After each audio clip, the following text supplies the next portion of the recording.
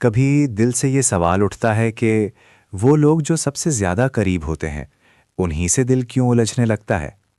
اصل میں نفرت اچانک پیدا نہیں ہوتی، یہ خاموشی سے اس جگہ جنم لیتی ہے جہاں کبھی محبت، اعتماد اور امید بسی ہوتی ہے۔ پہلا سبب رویوں کا بدل جانا۔ جو لہجے کبھی سکون دیتے تھے، وقت کے ساتھ وہی لہجے دل پر بوجھ بننے لگتے ہیں۔ دوسرا سبب حد سے بڑھتی توقعات۔ جب امیدیں حد سے آگے نکل جائیں تو معمولی سی بے توجہی بھی دل کو گہرا زخم دے جاتی ہے۔ تیسرا سبب احساسات کا جواب نہ ملنا۔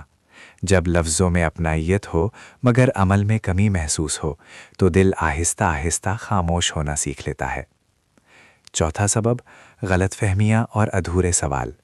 اکثر چھوٹی باتیں کہیں نہیں جاتیں اور یہی خاموشیاں بڑے فاصلے بنا دیتی ہیں۔